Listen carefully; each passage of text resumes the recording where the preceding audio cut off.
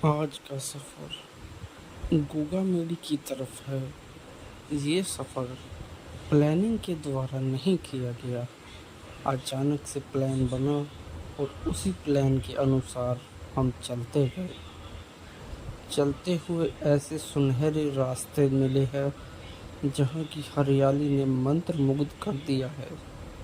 आते जाते लोग और अलग अलग तरह के पेड़ पौधे, आसपास बसे हुए छोटे छोटे दुकान मकान हमें रोमांचित करते गए। इसी तरह हम चलते गए। जंगल की तरह का एरिया गहरा होता गया। एक सुरंगनुमा सड़क पर जब आप चलते हैं और तेज रफ्तार से चलते हैं तो आनंद के साथ साथ आपको बहुत सारे अनुभव देखने को मिलते हैं। ये सफ़र खाली सड़कों का सफ़र नहीं था।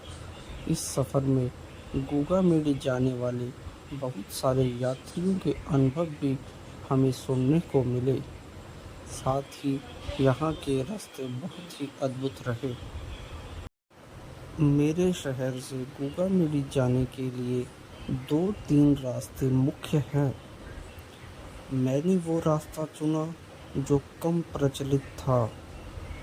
इस रास्ते पर आपको नामात्र के ही वाहन देखने को मिलते हैं। हाँ, कुछ वाहन राजस्थान की तरफ से शहर में आते हैं और ये रास्ता अपने आप में एक अनोखा रास्ता है जो अभी तक इतना कवर नहीं किया गया है। संभव है आने वाले वर्षों में नए नए लोग यहाँ के व्लॉग लेकर आए। इसी रास्ते पे हमने ट्रकों से भी लोगों को जाते हुए देखा। ये ट्रक सामान के भी थे, कुछ यात्रियों की गाड़ियाँ भी रही। यहाँ की हरियाली और आसपास की इमारतें, छोटे छोटे काम, ऑटो, साइकिल से जाते हुए यात्री, सभी ने हमारा मन बहलाया। यात्रियों के साथ संवाद तो नहीं हो पाया, मगर हमारी ही बाइक का पेट्रोल थोड़ा कम हुआ। उस पेट्रोल को भरने के लिए हम भारत पेट्रोल पंप पर रुके। जो भारत पेट्रोल पंप पर हमने पेट्रोल पंप पर तेल डालने वाले से जब बातचीत की तो कुछ अनुभव हासिल हुए जिन्हें इस वीडियो में तो शेयर नहीं किया गया है, भविष्य की किसी वीडियो में अवश्य ही शेयर किए जाएंगे। पेट्रोल डलवाने के बाद हमारा सफ़र फिर से स्टार्ट होता है और हम चल पड़ते हैं अपने राजस्थान की तरफ। राजस्थान के गोगा मेडी में एक मेला हर साल नौवीं के अवसर पर लगता है। इस मेले में बहुत सारे लोग, लाखों लाख श्रद्धालु और सेवादार आते हैं। यहाँ आने पर लोगों की मनोकामनाएं पूरी होती है।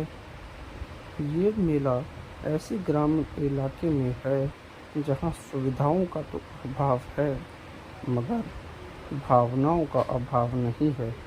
लोग बड़े ही श्रद्धा के साथ अपने आप को यहाँ रखते हैं। इन रास्तों से पैदल जाने वाले यात्री भी गुजरा करते हैं। जैसे ही आप हरियाणा की सीमा को ख़त्म करते हैं, आप राजस्थान के क्षेत्र में चले जाते हैं जहाँ की अलग ही पहचान, सुनहरी मिट्टी। हरियाणा में तो हरे भरे वृक्ष होते हैं, लेकिन वहाँ थोड़े कम मात्रा में वृक्ष और मिट्टी ऐसी होती है जिसे देखने से आँखों को अच्छा लगता है।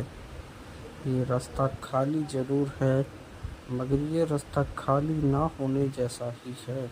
यहाँ पर अलग अलग तरह के ये वाहन आप देख सकते हैं।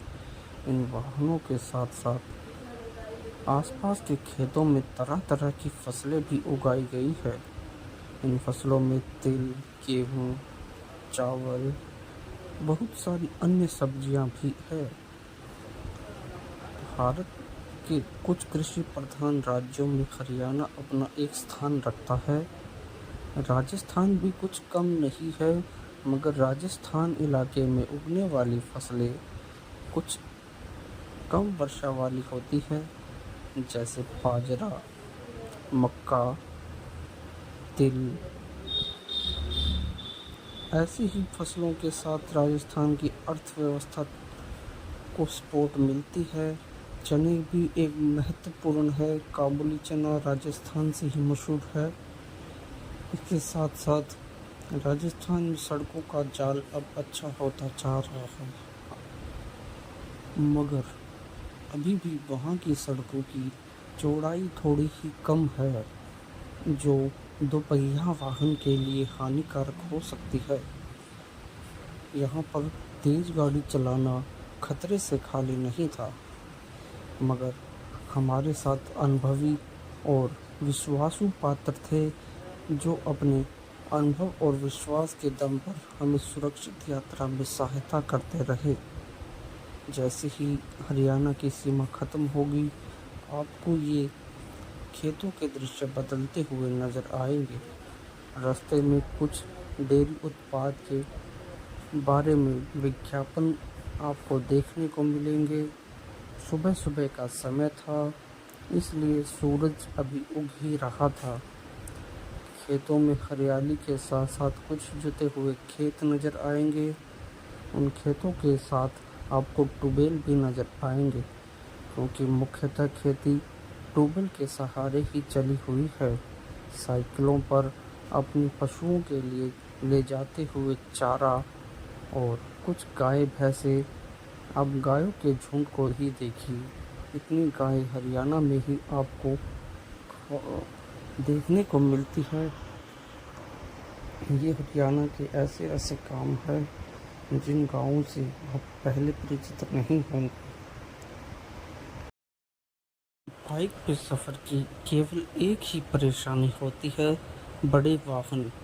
जब बड़े वाहन आपके पास से गुजरते हैं तो आपके बाइक का बैलेंस भी जा सकता है।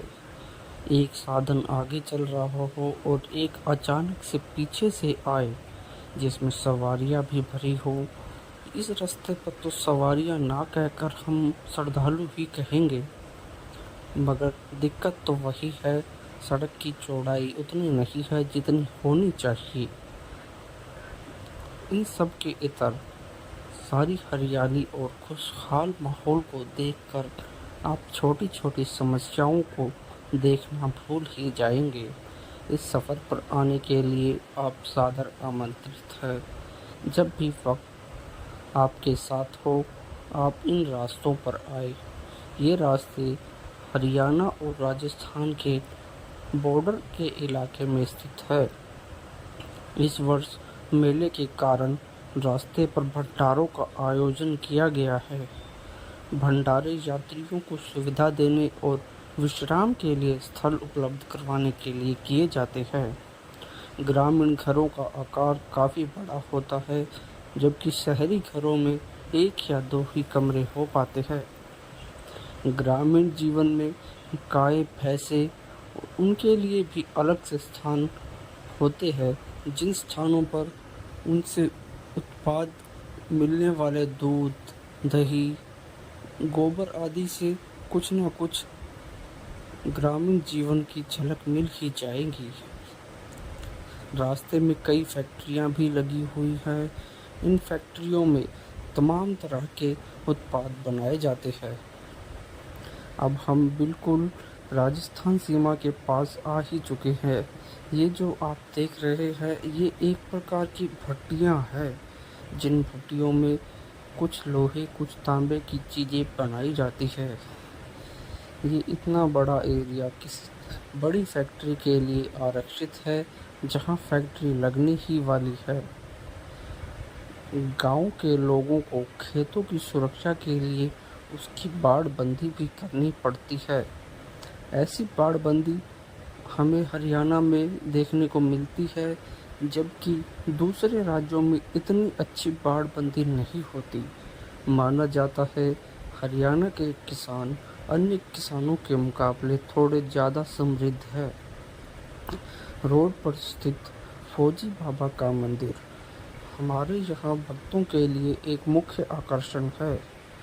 ये कहा जाता है फौज से आने वाले एक फौजी ने अपने चमत्कारों से इस स्थान को पवित्र किया है, इसलिए यहाँ के लोग उनको श्रद्धा भाव से फौजी बाबा कहते हैं। खेतों में लगी हुई झोंपड़ियाँ ये घास फूस की है, जिनका उपयोग पशुओं के चारे के रूप में किया जाएगा। अब आप रोड के किनारों पर लगे हुए पेड़ों को देखिए, आपको राजस्थान के सूखे इलाकों की झलक मिलती नज़र आएगी। अब एकदम से ही आप यहाँ के जीवन को देखिए, बैल से खींचते हुए गाड़ी, बैलगाड़ी,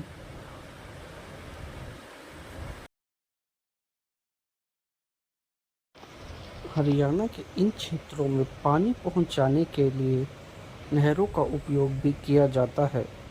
ये नहरें इंदिरा गांधी नहर योजना के तहत बनाई गई होंगी। अब तो इनमें पानी नहीं है, लेकिन वर्षा के समय ये लबालब रहती है। यहाँ मोड़ पर एक ढाबा भी है, जहाँ गूगा मेडी जाने वाले यात्री रुककर विश्राम करते हैं और चाय पानी आदि ग्रहण कर लेते हैं। अब ये रास्ता आपको थोड़ा थोड़ा राजस्थान के इलाकों की झलक देने लगा होगा। यहाँ पर आने वाले लोग राजस्थान के हिंदी और पंजाबी क्षेत्रों के लोग माने जाते हैं। मुख्य रूप से पंजाब से यहाँ काफ़ी लोग आते हैं। पंजाबी लोगों की भी श्रद्धा गूगा मेडी में है। गूगा मेडी में इस वर्ष वर्षा काफ़ी अधिक हुई है। वर्षा के कारण कहीं कहीं आपको जल भराव भी नज़र आएगा। बाकी सब की इतर गाँव को देखना भी एक रोमांचकारी बात है। गांव में लगी हुई पानी की बड़ी बड़ी टंकियां और यहाँ के सरपंचों द्वारा की गई व्यवस्था काफ़ी सराहनीय लग रही है। यहाँ के रास्तों पर तीखे मोड़ भी है। मोड़ के ऊपर ही एक सामान्य बस स्टैंड बना हुआ है, जहाँ पर यात्रियों के लिए बसों की सुविधा भी उपलब्ध रहती है। हरियाणा के ग्रामीण जीवन को देखने का इससे बेहतर मौका कोई नहीं हो सकता। ये ग्रामीण इलाका होने के बावजूद काफ़ी विकसित नज़र आ रहा है। यहाँ पर आपको आसपास की इमारतें शहरों के जैसी नज़र आएंगी, मगर उन इमारतों के आगे पीछे दाएं बाएं सारी तरफ खेतों की ज़मीनें ही है। सड़क की चौड़ाई एक बार और हमारे लिए समस्या बन गई। बैलगाड़ियाँ भी है, बाइक भी है और ट्रैक्टर, साइकिल सब कुछ, मगर सड़क की चौड़ाई मात्र 20 से 22 फुट की ही है। ऐसे में हमें ओवरटेक करना ही था। सामने से आ रही गाड़ियाँ कुछ परेशानियाँ खड़ी कर रही थी। ईंटों से भरी हुई इस ट्राली को कवर करने के लिए हमें अपनी रफ्तार को बढ़ाया और सामने एक और ट्राली नज़र आती है। उसके बगल में एक बर्तन बेचने वाले का बाइक, जो गांवों में अपने उत्पाद बेचने आया है, खड़ा था। इंटरलॉक की सड़कें भी भारत में प्रचलित होती जा रही है। इन सड़कों के कुछ फ़ायदे और कुछ नुकसान है। फ़ायदा तो ये है कि बारिश का पानी जल्दी सोख जाता है। नुकसान ये है कि बाइक के लिए ये अच्छी नहीं है, पूरा बाइक हिल जाता है। गांव की संपूर्ण झलक देता ये इलाका काफ़ी रोमांच जगा देता है। इस इलाके में घरों के बाहर खड़े हुए बैलों पर लगने वाले गाड़ी मिलते हैं। यहाँ के पेट्रोल पंप भी काफ़ी बड़े और अनोखे अंदाज में बने हुए हैं। सरकारी विद्यालयों पर चित्रकारी की गई है। यहाँ पर जेब्रा क्रॉसिंग भी बनाई गई है, ताकि आने जाने वालों को कुछ गतिरोधक दिया जा सके। अब ये नए स्कूलों का रास्ता भी बनता जा रहा है। यहाँ बहुत सारे नए विद्यालय खोले जा रहे हैं। इन विद्यालयों में शहरों से भी बच्चे लाए जाते हैं। गाँव की एक खास बात गोबर से बने हुए उपले जो सड़क के दोनों किनारे अच्छी मात्रा में देखने को मिल रहे हैं। इसका अर्थ गांव में काफ़ी मात्रा में पशुपालन किया जाता है। ट्रैक्टर को देखकर आप कह सकते हैं कि ज़्यादातर किसान ट्रैक्टर का इस्तेमाल करना शुरू कर चुके हैं। कुछ ही व्यक्ति हैं जो आज ट्रैक्टर जैसी मामूली चीज़ को नहीं यूज़ कर रहे, या कर भी रहे हैं तो किराए पर लेकर ही कर रहे हैं। अब ये दोराहा था, हमने एक रास्ता चुन लिया है। अब ये रास्ता काफ़ी साफ और समृद्ध नजर। वृक्षों के आवरण से बाहर आते ही इस खाली सड़क का आप आनंद ले सकते हैं। अपने वाहन को थोड़ा 50 या 60 की गति से चलाकर अपने शौक को पूरा किया जा सकता है, क्योंकि यहाँ पर इतना ज़्यादा ट्रैफिक नहीं है। दुर्घटना होने की संभावनाएं भी न्यूनतम है। मेरे इस सफ़र का पड़ाव एक नहर पर हुआ। शहरों में तो ऐसे नज़ारे नहीं देखने को मिलते जहाँ पानी पर आकाश का प्रतिबिंब इतना अच्छा लगे। ऐसा देखकर कुछ ग्रामीण हैरान भी थे, मगर हम लोगों ने अपना सफ़र निरंतर जारी रखा।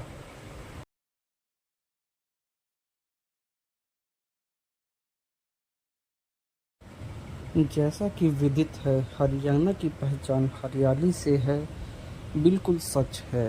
हरियाणा के इस छोटे से शहर के इस छोटे से गांव में भी इतनी हरियाली अपने को देखने को मिल रही है जितनी अपने ने पूरे वर्ष में नहीं देखी होगी।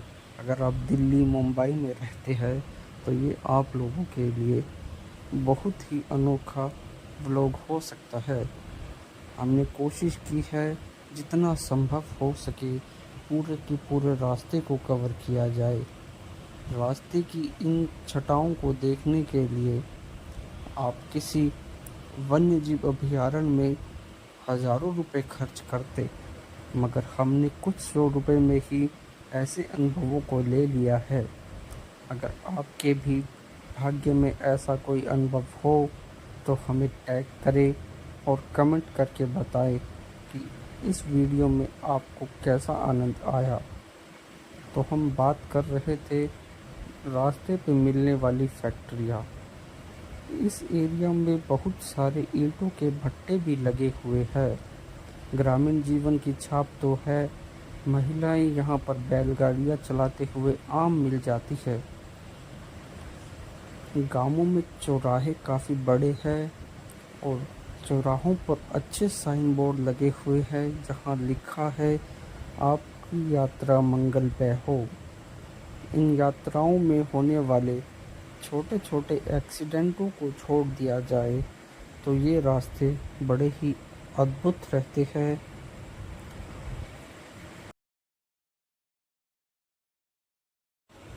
गांवों में होने वाले विकास कार्य भी आप इस रास्ते पर देख सकते हैं। इतना दूर होने के बावजूद यहाँ भी पक्की सड़कें बनी हुई है, तालाब बने हुए हैं।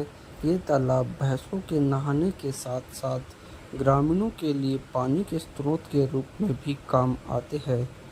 यहाँ से सूखे से निपटने में मदद मिलने वाला पानी मुहैया हो जाता है। मुख्य रूप से ग्रामीण लोग पशुओं के लिए ऐसे तालाबों का इस्तेमाल करते हैं। अब हम रास्ता भूल चुके थे तो किसी अन्य से पूछा, क्योंकि गूगल मैप इतना सटीक नहीं था। जितने में पूछा उतने में तो राजस्थान के नज़ारे ही शुरू हो चुके थे। राजस्थान की सड़कें बहुत पतली होती है। इनके दोनों तरफ वृक्ष नहीं होते। वृक्ष नहीं होने के कारण आप बहुत दूर तक देख सकते हैं और रेत पे पड़ने वाली धूप आपकी आंखों को चमकीला बना देती है। आप यहाँ अगर बारिश के वर्ष मौसम में आए तो ज़्यादा आनंद ले सकते हैं, लेकिन गर्मियों में यहाँ धूप रेत को तपा देती है और ऐसी रेत में तपने के बाद व्यक्ति अन्य कुछ करने जैसा रह नहीं जाता। यहाँ की सड़कें हरियाणा की सड़कों से अलग होती है। यहाँ मार्किंग नहीं है और सड़कों की चौड़ाई वहाँ से भी कम है। उड़ती हुई धूल बाइक पर जाने वालों के लिए तो परेशानी का सबब बनी ही हुई है, मगर आसपास के नज़ारे जो मिट्टी के टीले, टिब्बे आदि होते हैं, जो सफ़र को रोमांचकारी ही पूरी तरह से बनाए रखते हैं। यहाँ के आसपास में उपयोगी फसलें कम नज़र आती है, पशुओं के खाने लायक चारा भी कम होता है, इसलिए यहाँ के जानवर भी अलग है। यहाँ भेड़ बकरियाँ ज़्यादा मिलती है, ऊँट भी काफ़ी अच्छी मात्रा में मिलते हैं। इसका मुख्य कारण है यहाँ की वनस्पतियाँ। ऊँट ऐसे ऐसे पत्तों को खाकर चबाकर अपना पेट पाल ही लेते हैं, जो ऊंचाई पर हो या किसी दूर से कांटों पर लगे हो। ऐसी खाली सड़कों पर तो आप जाए तो आपके पास कोई अच्छा साधन होना ही चाहिए। बाइक अच्छा होता है, मगर गाड़ी ज़्यादा बेहतर रहेगी। गाड़ी में अधिक सामान और पानी कैरी किया जा सकता है, क्योंकि ऐसे इलाकों में पानी की बहुत बड़ी कमी रहती है। इसीलिए तो यहाँ ऊँट का ज़्यादा यूज़ किया जाता है। ग्रामीण लोग ऊँट के ऊपर बैठकर अपने शरीर का पानी तो बचाते ही है, साथ ही ऊँट से सामान ढोने का काम भी करते हैं। ऐसा नहीं है कि एक ही परिवार के पास ऊँट है, लगभग हर परिवार अपने लिए एक ऊँट गाड़ी की व्यवस्था करके रखता है, जो यहाँ बिना पेट्रोल के मात्र कुछ हरे पत्ते या कुछ सूखी घास खाकर ऊँट उनके लिए यातायात का अद्भुत साधन बना रहता है। बाकी यहाँ के एरिया में पानी का कोई नाम निशान नहीं है, मगर मौसम आज थोड़ा सुहाना है। ऐसा लगता है कि बारिश हो ही जाएगी। चलिए देखते हैं अभी सफ़र कितना लंबा बाकी है और कैसे कैसे नज़ारे और आने वाले हैं। सड़क के दोनों किनारे मिट्टी ही मिट्टी नज़र आती है और दूर तक देखने से भी कोई ऐसी फसल नज़र नहीं आती जो मोटा मुनाफा देने वाली हो। यहाँ पर अब गूगामेडी से आने वाले साधनों की भरमार होती जा रही है। ये अक्सर होता ही है। मेले स्थल के पास सड़कें भी टूटी हुई मिली है और यहाँ से साधन काफ़ी मात्रा में गुजर रहे हैं। शायद संभव है सड़क लंबी दूर तक टूटी हो, मगर देखते हैं कितनी दूर तक ये हमें देखने को मिलती है। वैसे ये सड़क टूटी हुई नहीं है, मिट्टी से कवर हो चुकी है। रात के समय यहाँ का अंदाज़ा लगाना भी मुश्किल होता है कि सड़क कौन सी है और खेत कौन सा है। इसीलिए इस इलाके को हम कह सकते हैं दुर्घटना या खोने जैसा इलाका है। कुल मिलाकर राजस्थान में घूमने के लिए आप दिन के समय को ही चुनें, ताकि आपको मदद आसानी से पहुंचाई जा सके। इक्का दुक्का लोग ही देखने को मिलते हैं, जो भी पूरी तरह से नॉलेज रखे ऐसा आवश्यक नहीं है। ऊंचा रेत का टीला और बगल में रेत की लंबी भूमि, इन भूमियों पर फैली हुई काले रंग की सड़कें, सड़कों के किनारे बसे हुए छोटे इक्का दुक्का घर और दूर तक फैला सूखा रेगिस्तान और एक दो पेड़, जो पेड़ छाया तो देते हैं, मगर इतनी अच्छी छाया भी देते हैं इस पे भी शंका है, क्योंकि कुछ पेड़ कांटे वाले होते हैं, जिनके कांटे पेड़ के नीचे पड़ जाते हैं और वहाँ पर विश्राम करना कभी भी उचित नहीं समझा जा सकता। अगर आप ऐसे रास्तों से जाते हैं तो हेलमेट का इस्तेमाल अवश्य करें, अन्य एक्सीडेंट होगा ही होगा, क्योंकि सामने वाला वाहन ऐसी तेजी से हेलमेट को उठाता हुआ जाएगा, जो आपकी आंखों में आने पर आप एक सेकंड के लिए नहीं देख पाएंगे और इसके कारण आपको काफ़ी परेशानी हो सकती है। रेत में गाड़ी चलाने का अनुभव भी आपके पास होना चाहिए, अन्यथा आप फंस सकते हैं। राजस्थान में कई धार्मिक स्थल है जहाँ यात्री ऐसे ही रास्तों पर लंबा सफ़र पैदल करते हैं। ऐसे ऐसे यात्री मिलते हैं जो अपने जीवन में कभी 2 कदम भी पैदल नहीं चले और अपने जीवन को एसी नुमा कमरों में बैठे रहकर ही बिताते हैं। मगर इतिहास ऐसा है कि जो ना टूटी हुई सड़कें देखता है, न चिलचिलाती हुई गर्मी, वो चल पड़ते हैं और इन रास्तों की रौनक बढ़ाते हैं। राजस्थान में सड़कों के जाल की तो हम बात कर चुके हैं, मगर अभी भी बहुत किया जाना बाकी है। ऊँट गाड़े और भेड़ बकरियाँ, जैसा कि हमने आपको पहले ही बताया, जब एक नई तरह की गाड़ी आप देख चुके हैं। भेड़ बकरियों के ऐसे झुंड हजारों की संख्या में आपको रोडों पर चलते हुए मिलेंगे। रोड भी अब नए कायाकल्प के साथ आपको देखने को मिल रहे हैं। ये रोड बिल्कुल नई है और इसके बगल में ही मिट्टी ऐसी लग रही है जैसे कंट्रास्ट करके किसी ने एक चित्रकारी उकेर दी हो। पेड़ों से छाया की उम्मीद करना बेमानी बात होगी। रेगिस्तान में बारिश देखने का मौका बहुत ही कम लोगों को मिलता है। ऐसा इसलिए होता है, यहाँ की मिट्टी कितना भी पानी सोख सकती है। वर्षा अगर सुबह होती है तो शाम तक आपको पानी का नामो निशान नहीं मिलेगा। यहाँ की मिट्टी पानी की प्यासी है और अपनी प्यास बुझाने के लिए वर्षा के पानी को 2 ही मिनटों में सोख लेती है। इस रास्ते पे हमें गूगा मेडी जाने वाले पैदल यात्रियों का एक जत्था भी नज़र आया, जो शाम तक संभव है गूगा मेडी के धाम में पहुंच जाएगा। वर्षा आने ही वाली है, ऐसा महसूस हो रहा है।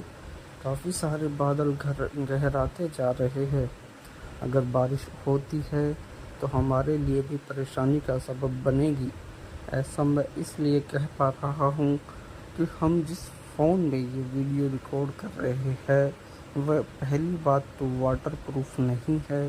बारिश होते ही सबसे पहली परेशानी हमें ही होने वाली है। इस वीडियो को बनाने के लिए जितने एफर्ट हम लगा रहे हैं वह हमारी क्षमता से अधिक है। कृपया इस वीडियो में हुई सामान्य गलतियों को अनदेखा करें और भविष्य में कोई अच्छी वीडियो लाए, ऐसे सुझाव हमें कमेंट बॉक्स में अवश्य उपलब्ध करवाएं। ये सड़क नई बनी है, इसलिए आसपास में मिट्टी कटी हुई नज़र आ रही है। अब दूर से देखने से लग रहा है कि बारिश काफ़ी तेज़ होगी। ऐसे में हम क्या करें, ऐसा समझ तो नहीं आ रहा, मगर चलिए बाइक की रफ्तार बढ़ाते हैं। संभव हुआ तो बारिश से पहले हम एक सुरक्षित स्थान पर होंगे। यहाँ के पेड़ों की बात तो करने का दिल करता है, मगर यहाँ से पहले निकलना ही उचित है।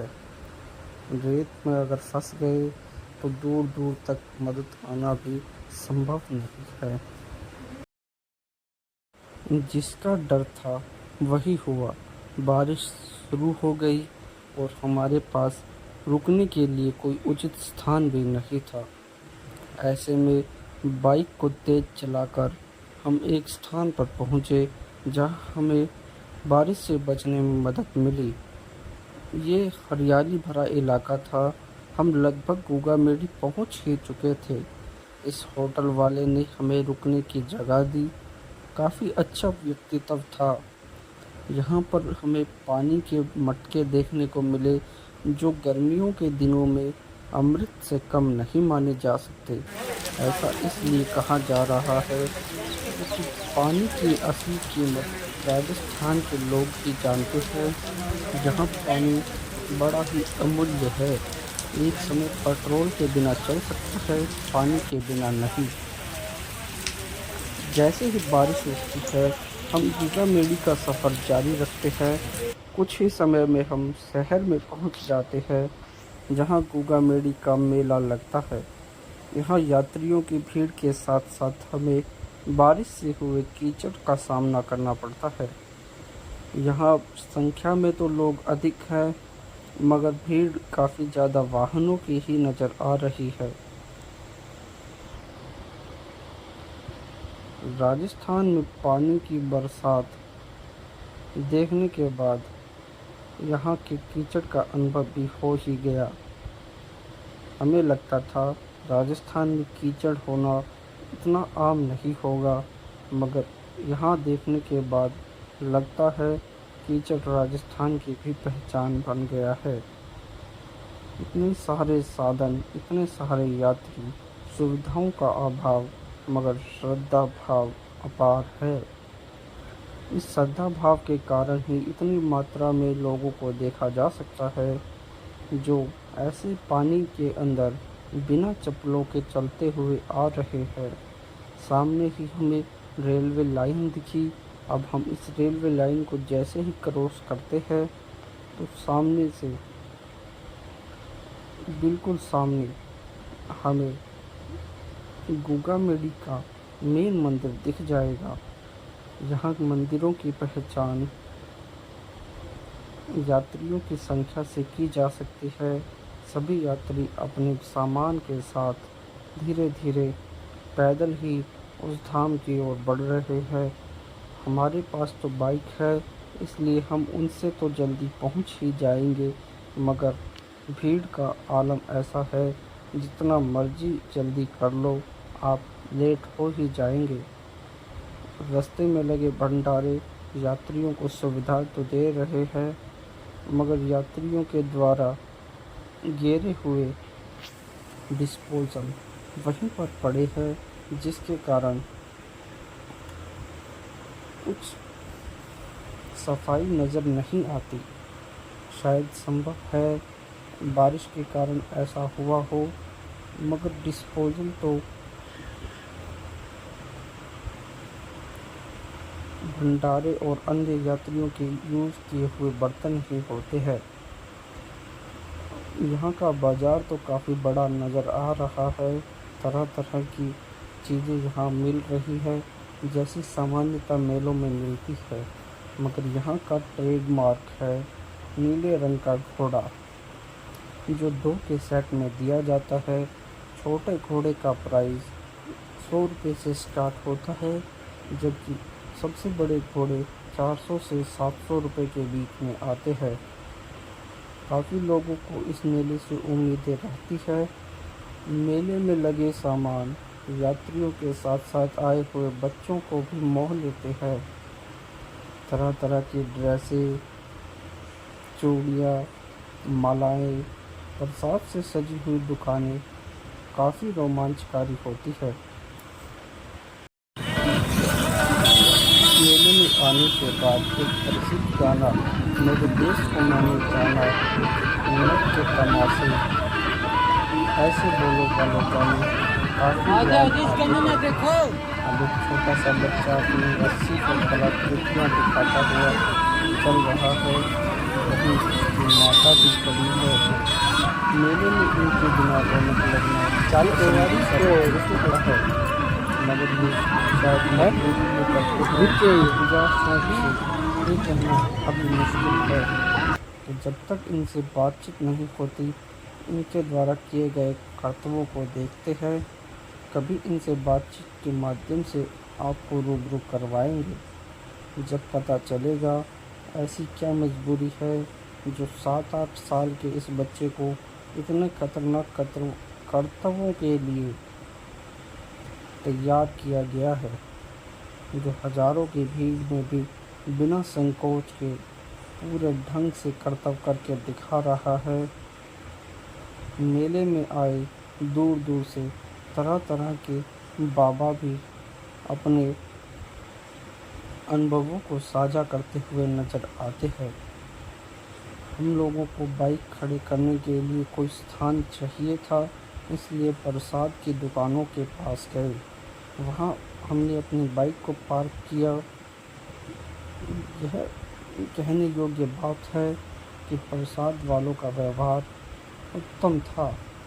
जहाँ निःशुल्क बाइक पार्किंग भी करवाई जा रही थी, जो अक्सर ऐसे मेलों में नहीं देखने को मिलता।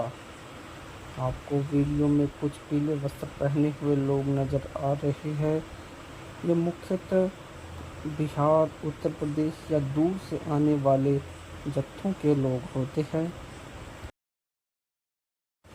राजस्थान के मेलों की शोभा बढ़ाते ऊँट। इन ऊँटों की सवारी मात्र 20 रुपये में 200 से 500 मीटर करवा दी जाती है, जो बहुत ही वाजिब है। अब हम यहाँ की ट्रेडमार्क यानी नीले घोड़े को देखते हैं। ये छोटे वाले घोड़े 100 रुपये के 2 है, बड़े वाले 200 के 2 है, उससे बड़े 400 के 2 है। इसी तरह से चलता है। ऊँट की सवारी करने वाले काफ़ी आनंदित होते हैं। भीड़ के नज़ारे भी देखने योग्य है। इतनी बड़ी भीड़ है कि लोगों को रास्ता खोजने में भी परेशानी हो रही है। अक्सर लोग गलत रास्तों पर चले जाते हैं और यहाँ के भगत कैसे नाचते गाते हुए अपने इष्ट को मनाने जा रहे हैं, ये भी देखने योग्य है। वैसे गली मोहल्लों से गूगे के नाम पर लिए जाने वस्त्रों को यहाँ पर लाकर चढ़ा दिया जाता है, जो कि सराहनीय बात है। ऐसे नज़ारों को देखने के लिए हमारे चैनल को आप सब्सक्राइब कर सकते हैं। ऊँट की सवारी के साथ साथ भंडारों का भी आनंद ले सकते हैं।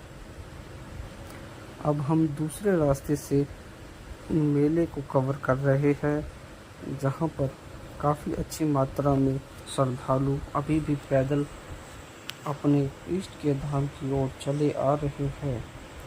ये जो ट्रैक्टर आप देख रहे हैं, इन ट्रैक्टर में यात्रीगण बैठे रहते हैं, जो नहीं चल पाते या जो सेवादार होते हैं वो।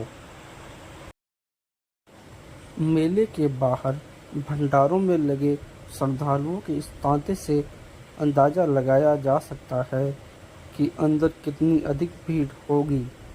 यहाँ लोग गाड़ियों से, बसों से, जो भी साधन मिलता है उससे अवश्य ही आते हैं। पीले रंग के वस्त्र वाले लोग काफ़ी दूर से सफ़र को तय करते हैं। राजस्थान में बसें भर भर कर लोग आते हैं। यहाँ पार्किंग की समस्या तो नज़र नहीं आती, क्योंकि राजस्थान क्षेत्र भारत के बड़े राज्यों में है, जहाँ की सड़कें भले ही छोटी हो, आसपास का क्षेत्र काफ़ी खुला रहता है। आप लोग यहाँ के मौसम के नज़ारे लीजिए और हमें सब्सक्राइब करके हमारे हौसले को बढ़ाए रखिए। ये हमारा प्रयास था कि हम आपको एक ऐसे मेले के बारे में अवगत करवाए जो हरियाणा और राजस्थान की सीमा पर आयोजित किया जाता है। अब पुलिस की चौकी आती है तो हमें रुकना पड़ता है, लेकिन उसके बाद में जैसे ही हम चलते हैं इतना ज़्यादा मौसम ख़राब हो जाता है। शायद आज का मौसम हमारी परीक्षा ही लेने वाला था। इसी मौसम की परीक्षा के कारण हम पूरे भीग चुके हैं बारिश में और अब चले हैं अपने मोबाइल को सुरक्षित कर घर की ओर। धन्यवाद।